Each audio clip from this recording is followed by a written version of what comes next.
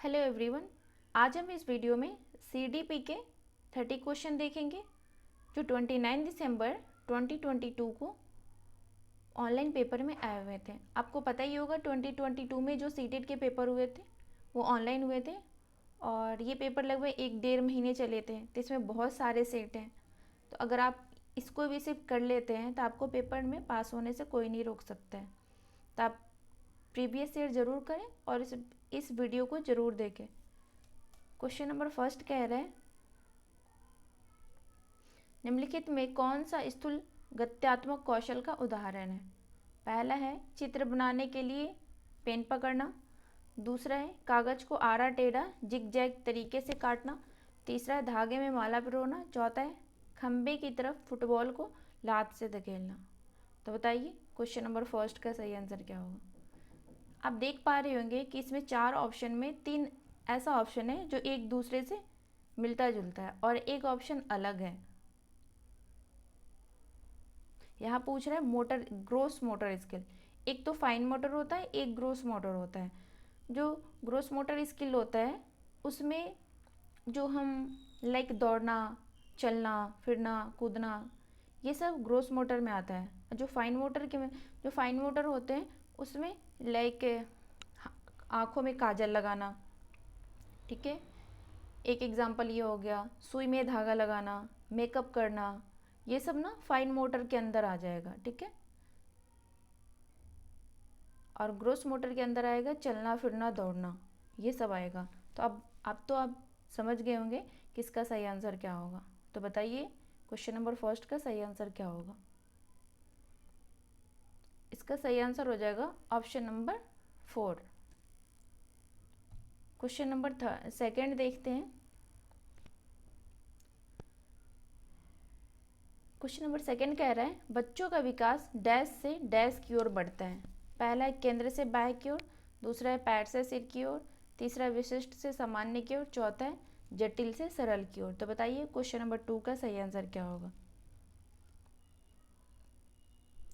इसका सही आंसर हो जाएगा ऑप्शन नंबर फर्स्ट, केंद्र से बाह्य की ओर।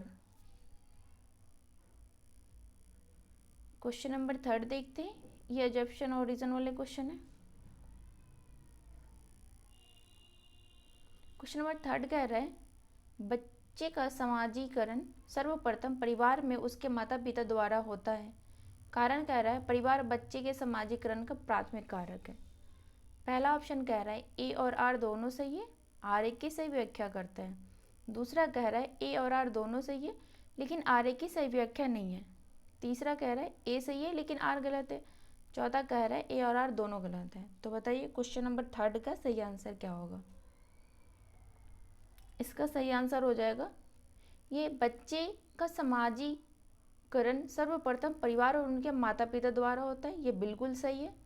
दूसरा कह रहा है परिवार बच्चे के समाजीकरण का प्राथमिक कारक है, ये दोनों सही है। तो इसका सही आंसर हो जाएगा ऑप्शन नंबर फर्स्ट, ए और आर दोनों सही है और आर ए की सही व्याख्या भी करता है। क्वेश्चन नंबर फोर्थ देखते हैं।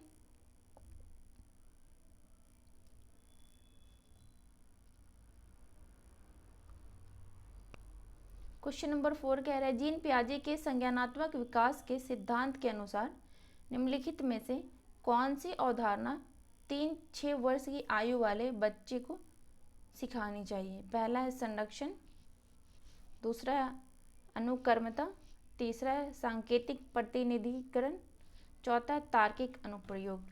जब बच्चा 3 से 6 वर्ष का है तो इसमें तार्किक लॉजिकल तो आएगा नहीं, उसके अंदर लॉजिक तो आएगा नहीं उसके अंदर और वो ना समझ पाएगा।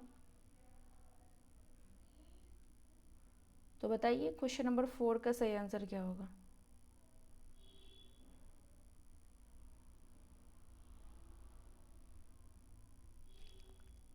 इसका सही आंसर हो जाएगा क्वेश्चन ऑप्शन नंबर थर्ड, सांकेतिक प्रतिनिधिकरण।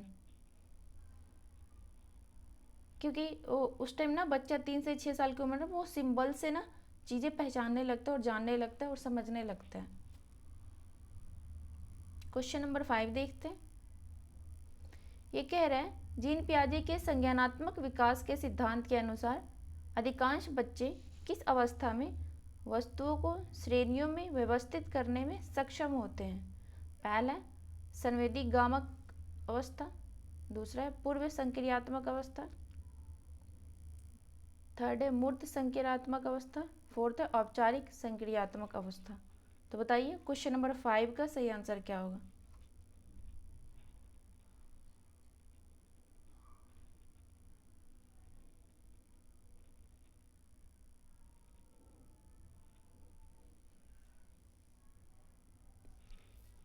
इसका सही आंसर हो जाएगा ऑप्शन नंबर 3, मूर्त संक्रियात्मक अवस्था, कॉन्क्रीट ऑपरेशनल। किसी पियाजे ने कितने स्टेज दिए हैं? एस पी सी एफ से आप याद कर लेना। एस से सेंसरी मोटर, पी से प्री ऑपरेशनल, सी से कॉन्क्रीट ऑपरेशनल, एफ से फॉर्मल ऑपरेशनल। क्वेश्चन नंबर 6 देखते हैं। डैश का प्रयोग जीन पियाजे द्वारा संज्ञानात्मक मानसिक अवधारणाओं को के वर्णन के लिए क्या किया गया था? पहला है पार, दूसरा है वस्तु अस्थापित, तीसरा है स्कीमा, चौथा है समीपवर्ती विकास का क्षेत्र। ये जो समीपवर्ती विकास का क्षेत्र है इसने पियाजे ने नहीं दिया है, और ये जो पार भी है ये भी पियाजे का नहीं है, ये दोनों वाइगोस्की के हैं। तो बताइए क्वेश्चन नंबर 6 का ए नहीं होगा, फर्स्ट नहीं होगा और फोर्थ नहीं होगा, 2 और 3 में से कोई एक होगा। तो बताइए इसका सही आंसर क्या होगा।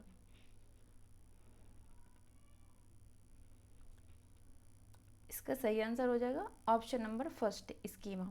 आप देख पा रहे होंगे कि पियाजे से कितने क्वेश्चन आ रहे हैं। पियाजे और वाइगोस्की से तो 4-5 क्वेश्चन तो आ ही जाते हैं एवरेज। क्वेश्चन नंबर 7 देखते हैं। रजनी अपने दोस्तों के कार्यों को जैसे को तैसा मानसिकता के आधार पर जांचती है। लॉरेंस कोलबर्ग के सिद्धांत के अनुसार वर्तमान में रजनी संज्ञानात्मक नैतिक विकास के किस स्तर पर है? पहला है परंपरागत, दूसरा है पूर्व परंपरागत, तीसरा है उत्तर परंपरागत, चौथा है औपचारिक परंपरागत। तो बताइए क्वेश्चन नंबर 7 का सही आंसर क्या होगा।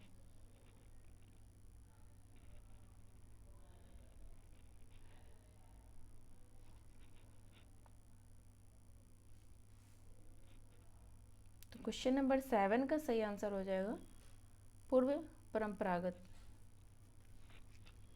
क्वेश्चन नंबर 8 देखते हैं।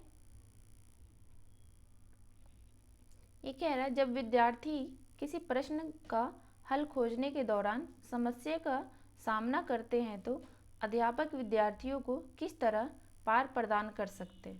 पहला है उनमें असफलता का भय पैदा करके, दूसरा है उन्हें प्रश्न का आधा समाधान प्रस्तुत करके, तीसरा है प्रश्न में कुछ विकर्षण जोड़कर, चौथा है उन्हें अपने विचारों की शाब्दिक अभिव्यक्ति करने के लिए निरुत्साहित करके।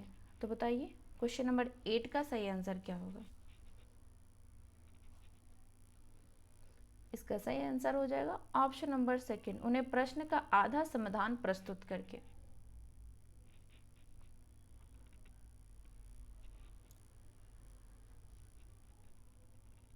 क्वेश्चन नंबर 9 देखते हैं। सिद्धांतवादी और उनके द्वारा प्रतिपादित विचार का सही युग्म चुनिए। पहला है लेवाइगोस्की सांस्कृतिक उपकरण, दूसरा है हावर्ड गार्डनर जी घटक बुद्धि, तीसरा है जीन पियाजे पाड़, चौथा है लॉरेंस कोलबर्ग संवेगात्मक परिपक्वता। तो बताइए सही युग्म पूछ रहे हैं, तो बताइए इसका सही आंसर क्या होगा। इसका सही आंसर हो जाएगा ऑप्शन नंबर 1, लेवाइगोस्की सांस्कृतिक उपकरण।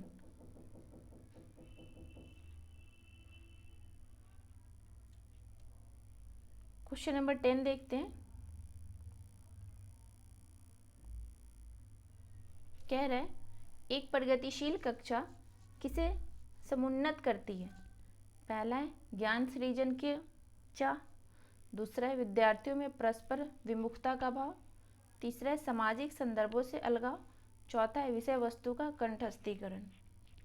तो बताइए क्वेश्चन नंबर 10 का सही आंसर क्या होगा। इसका सही आंसर हो जाएगा ऑप्शन नंबर फर्स्ट, ज्ञान सृजन की चाह। क्वेश्चन नंबर 11 देखते हैं।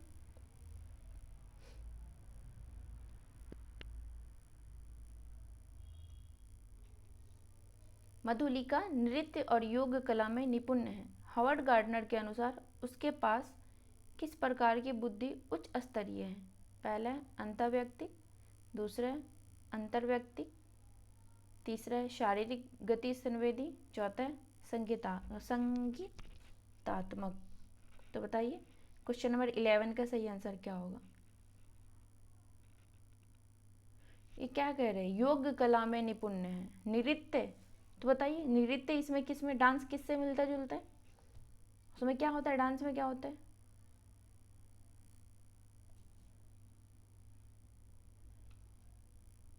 शारीरिक गति संवेदी। ठीक है, क्वेश्चन नंबर 12 देखते हैं।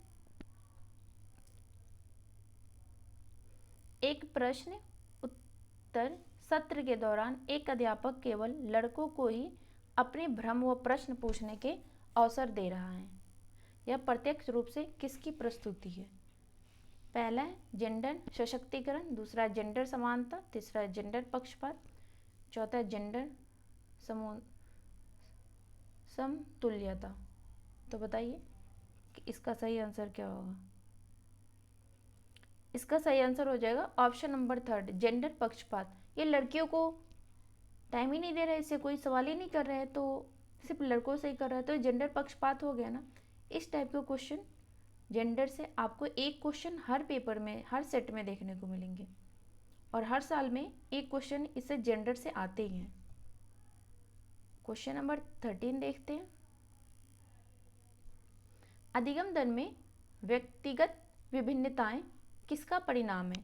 पहला है केवल आनुवंशिकता का, दूसरा है केवल पर्यावरण का, तीसरा है आनुवंशिकता व पर्यावरण दोनों का, चौथा है ना तो आनुवंशिकता का ना ही पर्यावरण का। तो बताइए क्वेश्चन नंबर 13 का सही आंसर क्या होगा?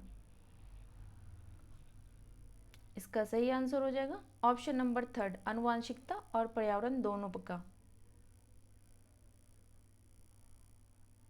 क्वेश्चन नंबर 14 देखते हैं। आकलन के संदर्भ में निम्नलिखित में से क्या सही है? पहला है आकलन मानकीकृत परीक्षणों द्वारा किया जाना चाहिए, दूसरा है रचनात्मक आकलन केवल निर्देशन के अंत में होता है, तीसरा है मानदंड संदर्भित परीक्षण मानकों को निष्पादन तुलना का सामान्य स्तर मानकर इस्तेमाल करते हैं, चौथा है अधिगम के लिए आकलन विद्यार्थियों द्वारा स्व आकलन को भी शामिल करता है। तो बताइए क्वेश्चन नंबर 14 का सही आंसर क्या होगा? इसका सही आंसर हो जाएगा ऑप्शन नंबर 4, अधिगम के लिए आकलन विद्यार्थियों द्वारा स्व आकलन को भी शामिल करता है। क्वेश्चन नंबर 15 देखते हैं।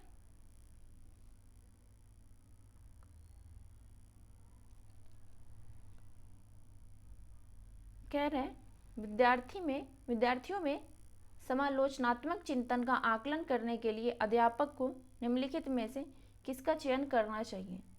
पहला है खुले अंत वाले प्रश्न जिनमें अपसारी चिंतन शामिल है, दूसरा है वे प्रश्न जिनका उत्तर यहाँ या हाँ या ना है, वे प्रश्न जिनका उत्तर हाँ या ना में है, तीसरा कह रहा है एक शब्द के जवाब वाले प्रश्न, चौथा कह रहा है वे प्रश्न जिनमें केवल घोषणात्मक ज्ञान का प्रत्यास्मरण शामिल है।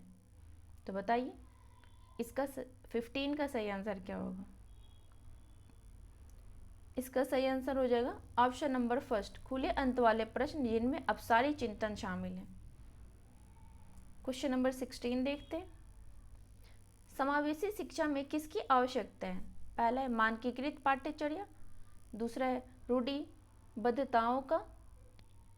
रूढ़िबद्धताओं को बढ़ावा, तीसरा है अगम्य इमारती ढांचा, चौथा है विविधता को स्वीकृति। तो बताइए क्वेश्चन नंबर 16 का सही आंसर क्या होगा?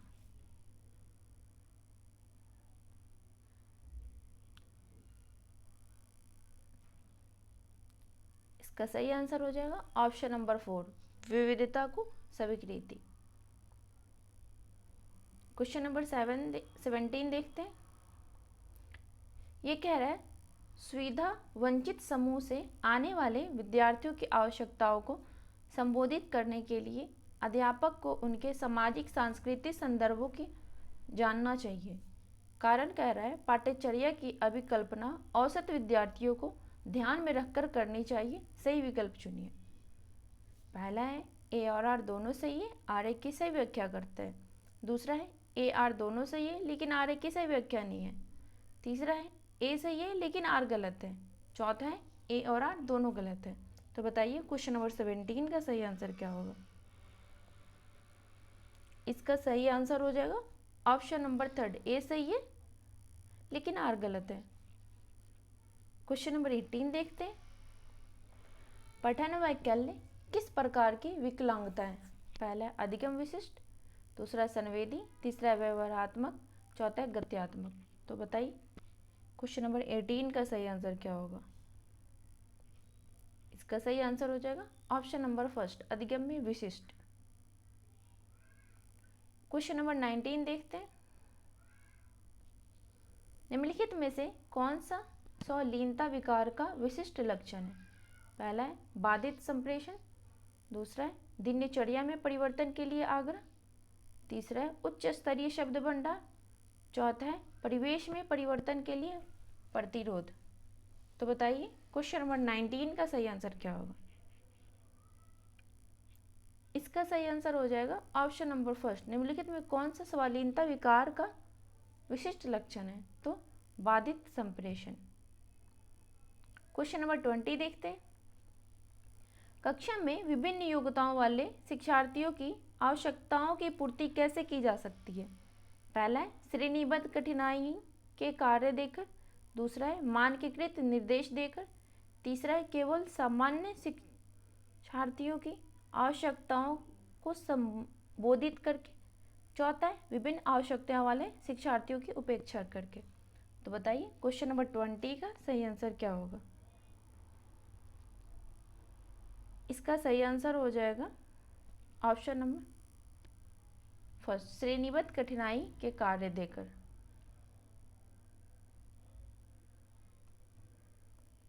क्वेश्चन नंबर 21 देखते हैं।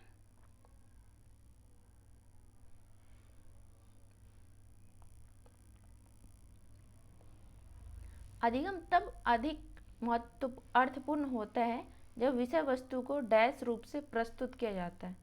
पहला संदर्भ से हटकर, दूसरा अप्रासंगिक, तीसरा बहुत ही अमूर्त, चौथा है संयोजन। तो बताइए 21 का सही आंसर क्या होगा। 21 का सही आंसर हो जाएगा ऑप्शन नंबर 1, संयोजन। क्वेश्चन नंबर 22 देखते हैं।